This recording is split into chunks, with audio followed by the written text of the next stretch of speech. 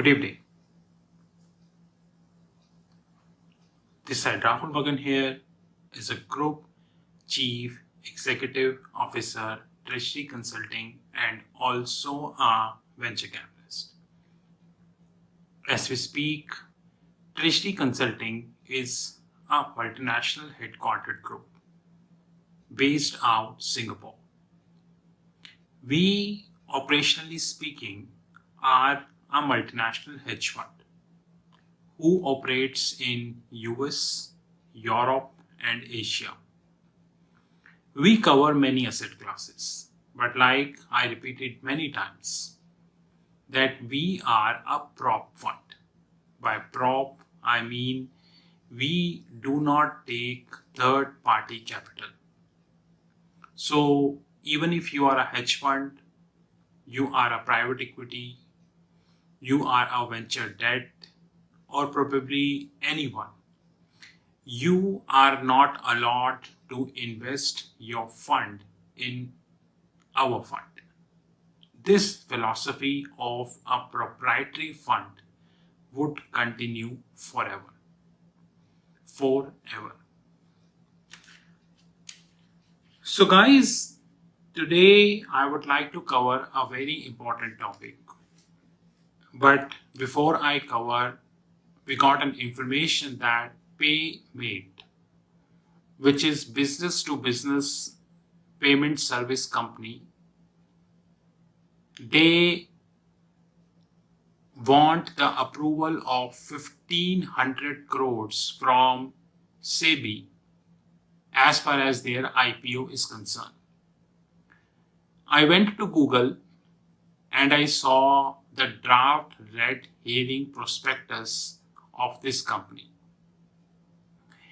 It is clearly mentioned by the company in their draft red herring prospectus that they are a loss-making company. I shared the copy of that part on my Facebook profile. And I don't share it because I want any form of appreciation, but of course I am reading the draft red herring prospectus more carefully.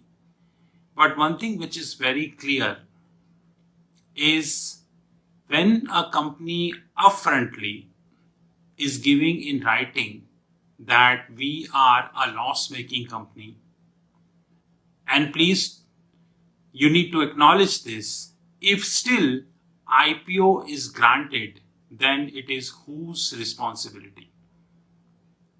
Today, yet another loss-making company, Delhi Valley, also reported their quarter 4 and financial year 22 losses. I'm not very much concerned with the quarter 4, although they are still a loss making in quarter 4 also. But in financial year 22, as a whole year, you can say, they reported, I think, 1100 crores as losses.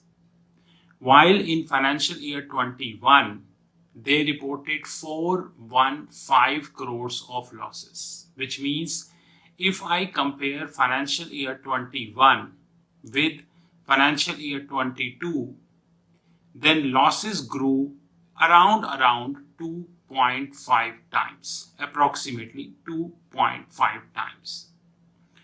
So this Delhi Valley is also one of the companies who got approval for the IPO, and they raised a handsome amount of money from the investors. And as expected, in financial year 22, they reported the losses. So practically speaking, between 240, you can say their losses is 2.5 times as compared to the financial year 21, which means around 143 to 150%, somewhere in between, mathematically speaking, their losses grew, which practically speaking, their losses grew more than 100% on Y-on-Y basis. Simplistically speaking, more than 100%. But I am 200% sure that our beloved media would not going to ask a simplest question from the daily worry. And if you are thinking the losses would came down in 2023, then please keep this on time. When the appropriate time would come, I will inform you. You also knew the answer. You know I love research. Today I got yet another beautiful document from the Google. I always believe that Google is the most important source of learnings we do have. That is a separate thing that people disregard Google. But I never disregard Google. I always believe that Google give you a very perfect information. Of course, you need to spare time in research. And people do not have time as far as research is concerned. But I do have time. The document which I got is published by a website called Business Insider India. And this document is very latest, which is today, which is 30th May 2022. Of course, I am definitely planning a detailed video in that regards, because I need some more information on this document which I am collating from the Google. So this document suggests that Indian companies raised 14 billion US dollars. 14 billion US dollars via IPO, and their investment bankers made $300 million in fees. So if in INR terms I can say, then in financial year 22, as far as the IPOs and FPO, IPO means initial public offer, FPO means follow-on public offer. In financial year 22, Indian companies raised 1.12 lakh crores. Please do not forget that out of 1.12 lakh crores, a majority of the component belongs to loss-making companies. And out of 1.12 lakh crores, approximately 2,600 crores is the fees which they earned, iBanks earned. According to that information, investment banks usually earn 2 to 3% of fees for managing IPO and 1.5 to 2% for QIPs, qualified institutional placement, which to me, by the way, is a very huge amount. Let it be very honest, because 2 to 3% for IPO and 1.2 to 2% for QIP is a very huge amount, because in the US market, investment banks are charging very, very less. In many cases, they charge somewhere between 0.25 to 0.5%. You heard me very right, 0.25 to 0.5%. And here they are charging not less than 8 to 9 times of that. The largest IPO of 2022, according to this report, was of Paytm, which was around 18,300 crores. And we all aware that how beautifully Paytm performed. It listed at 2150, and as we speak, it is around 630. And if you are thinking the sell-off is over, I repeat my beautiful line, please wait for the time being, you yourself will get to know. But having said that, this also raises a big question. Like I said, I would be planning a detailed video in that regards very soon on the YouTube channel, because I need to take a lot of auxiliary information from the Google, which I'm waiting for. When investment banks earned 2,600 crores, 2,600 crores as a fees, which definitely is not a small amount. Probably it may be a small amount, but it is not a small amount for me. Then The investment banks should have the responsibility, financial responsibility, that in case the IPO is not working, just like in case of Paytm, in case of Zomato, in case of Nikia, in case of Policy Bazaar, in case of Car Trade, then the investors would be compensated by these investment banks. So today when I was doing my research on the draft head hearing prospectus of Paymate, which is available on the Google, and I saved a copy of that. Have you ever seen any Indian business channel talking about these red herring prospectus? I would be evaluating each and every step of red herring prospectus, take my time.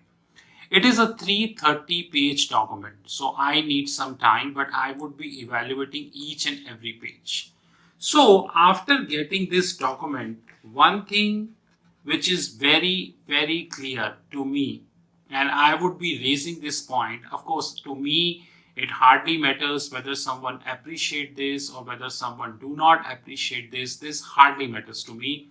But I would be raising one point in detail, which is, if you are making 2,600 crores, I repeat, 2,600 crores as a fees, then you should be accountable as far as the IPO failures are concerned. Because if I read this, Citibank, Kotak Mahindra Bank, Axis Capital, and JP Morgan were the top investment banker who facilitated the capital market.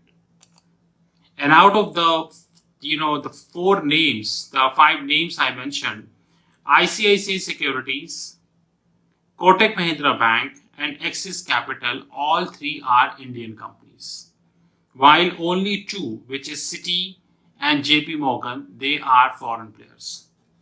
It also raises a beautiful question, which I would be raising later on my YouTube, that Citibank, who did numerous frauds worldwide, and very recently also they paid fines.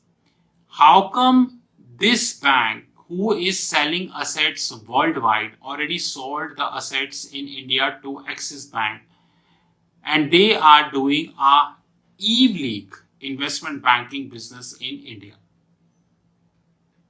Many, many congratulations. So now this is an evidence. Basically, now it will help me to substantiate a very important thing, which is when investment bankers made 2,600 crores, which is not a small amount, then they should be financially accountable if the IPO of any company ends up in losses.